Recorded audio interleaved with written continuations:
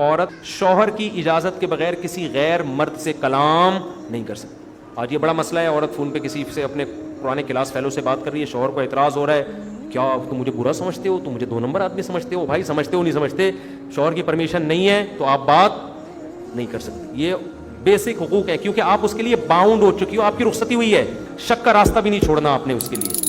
ہاں وہ Broad minded ہے, اس نے اجازت دی ہوئی ہے وسیم سے سلیم سے بات کرنے کی, وہ ایک الگ بات ہے, اس کو آپ پہ اعتماد ہے, بھائی ہوم ورک لینا ہے اس کی کلیگ وغیرہ, وہ تو ہر آدمی کا اپنا, میں خام خام نہیں کہہ رہا کوئی اپنی بیویوں پہ شک کرنا شروع کر دیں. بعض دفعہ عورت بالکل صاف ہوتی ہے, وہ واقعی اس کو ہوم ورک لینا ہوتا ہے, وہ پڑھ رہی ہوتی ہے, تو یہ لیکن یہ مرد کی رائے پر ہے. اگر شوہر کو کی پرمیشن ہے تو ٹھیک ہے, ورنہ ناٹ الاؤڈ. اور مرد کے ذمہ بنیادی حق یہ ہے کہ اس کا مکمل نان نفقہ, جیسا خود کھاتا ہے ویسا کس کو کھلائے, بیوی کو. ایسا نہ خود باہر جا کے برگر پھوڑ رہا ہو, گھر میں مسور کی دال پکا کے دے رہا ہو. جیسا اسٹینڈرڈ کا لباس خود پہنتا ہے اسی اسٹینڈرڈ کا لباس گھر والی کو, اس کو وہ ماحول اور وہ اس اسٹینڈرڈ کی لائف دے جو اس نے اپنے ماں باپ کے گھر میں دیکھی ہے. سمجھتے ہیں تبھی فقہائے حنفیہ جو ہے نا, اس میں تو بہت انہوں نے تو قاعدے لگائی ہیں.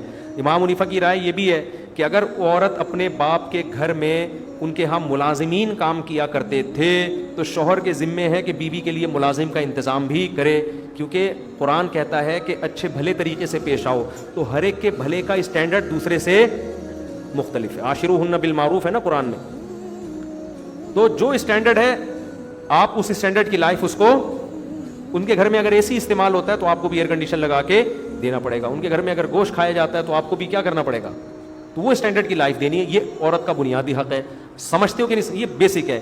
اس کے علاوہ جتنے بھی ہیں وہ اونچ نیچ ہوتی رہتی ہے, وہ کیا ہوتی رہتی ہے, اس میں کمپرومائز کرنا چاہیے جب تک بہت زیادہ کوئی حد سے تجاوز نہ ہو. جیسے میاں صاحب صبح شام کوٹتے پیٹتے رہتے ہیں بیٹھ کے, اب یہ تو بدتمیزی ہے نا, ٹھیک ہے نا, اور وہ کہے کہ میں بیسک حقوق ادا کر رہا ہوں, تو بیسک حقوق کبھی کبھار اونچ نیچ ہو جاتی ہے. میاں ہے, آدمی ہے, کبھی غصہ بھی آ جاتا ہے, چیخ بھی لیتا ہے, ایک آدھ غلطی سے لگا بھی دیتا ہے جو کہ بالکل نہیں لگانا چاہیے, اس کو غلط کرتا ہے, لیکن اس پہ خلا بنتا نہیں ہے.